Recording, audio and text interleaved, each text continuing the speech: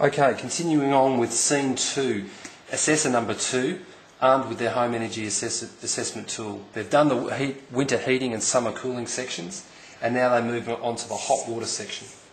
When we look at hot water, firstly we look at the system, and we determine what they've got and what they might need. Now again, we're not in the business of advising which hot water unit to put on, but just let me talk about a few things. Obviously the best is gas boosted solar, followed by electric boosted solar. If they've got the money and the will to do that, it's a great option for any house that's got good sun access on their roof.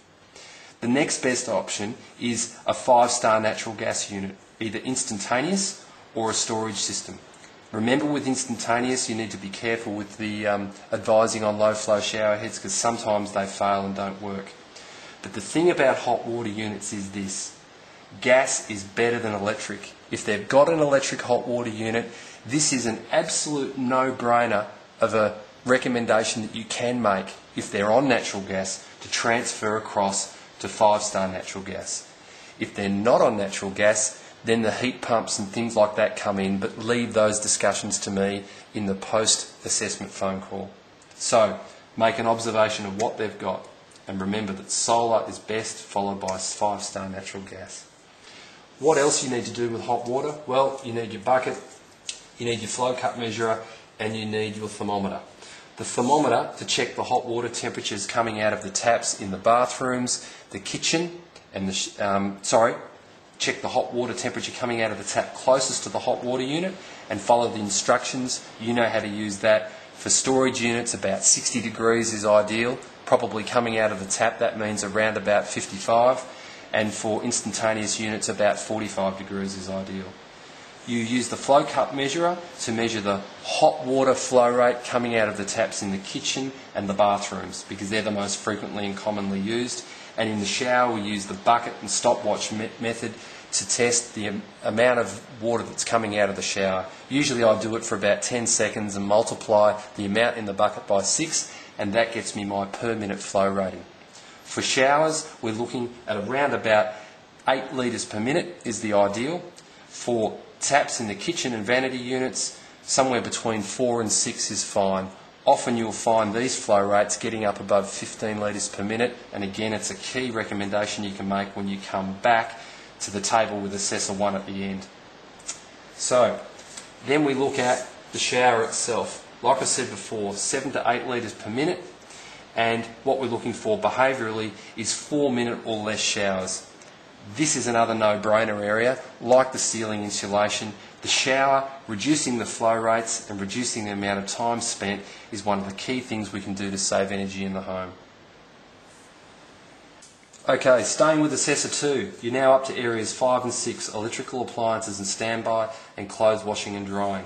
The only things that you need to observe here, particularly around standby power, is whether or not televisions, monitors maybe in studies or bedrooms for computers, and printers and faxes, they're the sorts of the devices that are the critical ones for people to turn off at the wall or by using a power board with a switch at the end of it.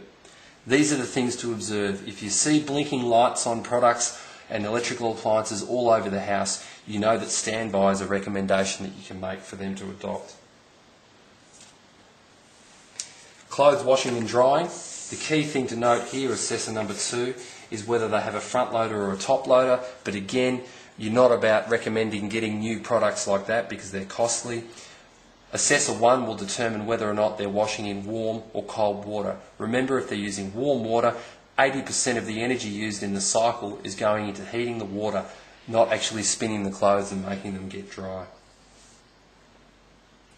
The next area of the home energy assessment plan is area number, wrong one, bear with me.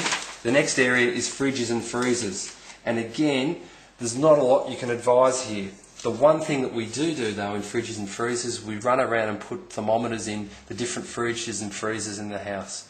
Obviously, a behavioural step that Assessor 1 will look at is whether they can switch off their second fridge or freezer. Your task is to measure the temperature and see that the fridges aren't running too cold, and in some cases too hot. The next step after fridges and freezers is kitchen and dishwashing and cooking, and there's probably not a lot you can advise here. In the lighting, one of the final sections that Assessor 2 covers off is on lighting, and this is an interesting little graph that I've pulled off a website. If we were to leave a standard light fitting in a lamp going all year, we would require on average one incandescent light globe, old style light globes, per month, and over the course of the year that might cost us $10 in light globes. For the same CFL, compact fluorescent light globe, that compact fluorescent light globe will light up for the whole year and might only cost us $6. So it's actually cheaper to use compact fluorescence than it is to use the standard incandescents. The added bonus, of course, is reduced greenhouse gas emissions. So another thing you're observing is to what extent do they have CFLs, or compact fluorescents, and incandescents. And given they get 2 free light globes as a part of the process, this is a no-brainer for them to change. It's also cheap, simple, effective and visual. The final section of the plan is talking about 5-star energy products. And again, there's plenty of information on our website, and I'm going to provide more details on that in the following video.